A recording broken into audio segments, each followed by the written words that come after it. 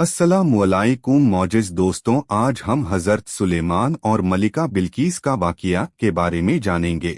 इस वाक़या को सुनकर आपका ईमान ताज़ा हो जाएगा और आपको कई ऐसी जानकारी हासिल होगी जो शायद आपको मालूम नहीं होगी। तो इस वीडियो को पूरा ज़रूर सुने। एक बार हज़रत सुलेमान अलैहिस्सलाम का दरबार लगा हुआ था। सभी इंसान, जानवर, परिंदे और जिन्नात दरबार में हाजिर थे, लेकिन एक परिंदा जिसका नाम हुदहुद है वो दरबार में मौजूद नहीं था। हज़रत सुलेमान अलैहिस्सलाम को जब पता चला कि हुदहुद दरबार में हाजिर नहीं है तो हज़रत सुलेमान अलैहिस्सलाम बहुत नाराज हुए।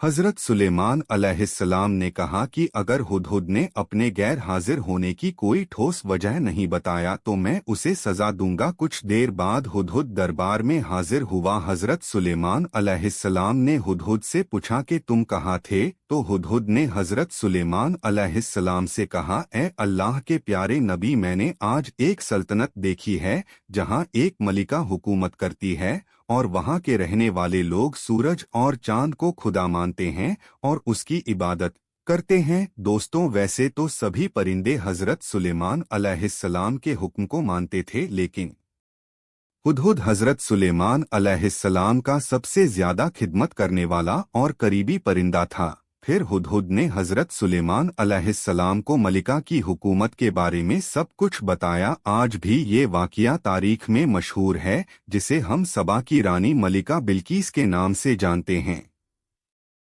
हुदहुद ने बताया कि मलिका बिल्कीस एक बहुत बड़े तख्त पर बैठकर अपनी हुकूमत चलाती है और जो कुछ एक बादशाह के पास होने चाहिए वो सब कुछ उसके पास है, लेकिन वो और उसकी कौम चांद, सूरज और सितारों की इबादत करते हैं और उसे अपना खुदा मानते हैं। उसके बाद हज़रत सुलेमान अलैहिस्सलाम ने मलिका बिल्कीस के नाम खत लिखा और हुदहुद उस खत को लेकर मलिका बिल्कीस के पास गया।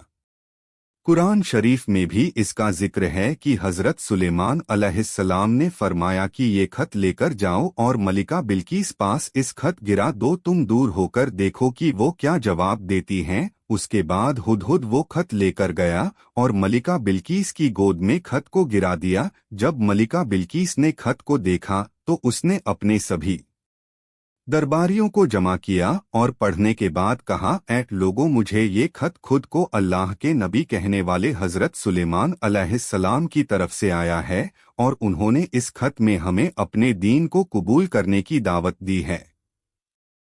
खत को सुनाकर मलिका बिल्कीस ने अपने दरबारियों और सरदारों से मशवरा लिया तो वजीरों ने कहा कि हम बहुत ताकतवर हैं, हमें हज़रत सुलेमान अलैहिस्सलाम से जंग करनी चाहिए। उस वक्त मलिका बिल्कीस ने अपने वजीरों और दरबारियों को समझाया कि जंग करना सही नहीं है, क्योंकि जंग से सिर्फ नुकसान होने वाला है, इसमें किसी तरह से हमारा फायदा नहीं है। मलिका बिल्कीस ने कहा, बेहतर तरीका ये है कि कुछ खजाने और कुछ तोहफा हज़रत सुलेमान अलैहिस्सलाम के पास भेज देते हैं। अगर वो सच में अल्लाह के नबी हैं तो हमारे इस तोहफे को कबूल नहीं करेंगे और हम लोगों को अपने दीन में फिर से दाखिल होने के लिए कहेंगे, और अगर वो सिर्फ बादशाह होंगे तो हमारे तोहफे को कबूल करके हमसे दोबारा अल्लाह पर ईमान लाने के लिए नहीं कहेंगे। उसके बाद मलिका बिल्कीस ने हर तरह के खजाने और तोहफे हज़रत सुलेमान अलैहिस्सलाम की बारगाह में भेजने का इंतजाम कर लिया। हुदहुद ये सब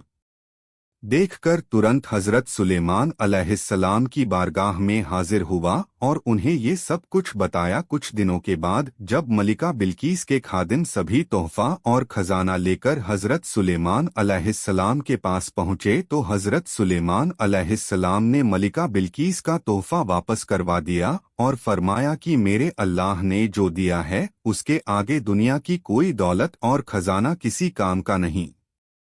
दोस्तों, मलिका बिल्कीस का तख्त 80 गज लंबा और 40 गज चौड़ा था। उस तख्त में सोना, चांदी, हर तरह के हीरे जवाहरात लगे हुए थे। जब सबा की मलिका बिल्कीस के तोहफे और खजाने को हज़रत सुलेमान अलैहिस्सलाम ने वापस किया तो उन वजीरों से सुलेमान अलैहिस्सलाम ने कहा कि मलिका बिल्कीस से कहो कि वो अल्लाह से डरे और उस पर ईमान लाए और उसकी इबादत करे और मेरी बारगाह में आए। उसके बाद हज़रत सुलेमान अलैहिस्सलाम ने अपने दरबार में ऐलान किया कि ए दरबारियों तुम लोगों में कौन ऐसा है जो मलिका बिल्कीस के आने से पहले उसके तख्त को यहाँ हाजिर कर दे। दरबार में से एक बड़ा जिन बोला, हुजूर उस तख्त को मैं आपकी बारगाह में दरबार खत्म होने से पहले हाजिर कर दूंगा, मेरे पास वो काबिलियत है। हजरत सुलेमान अलैहिस्सलाम ने कहा, और जल्दी कौन ला सकता है? ये सुनकर हजरत सुलेमान अलैहिस्सलाम के वजीर जिनका नाम आसिब था, वो अल्लाह के बहुत बड़े वाली भी थे, उन्होंने हजरत सुलेमान अलैहिस्सलाम से कहा, हुजूर मैं मलिका बिल्कीस की तख्त को पालक झपकने से पहले हाजिर कर सकता हूँ।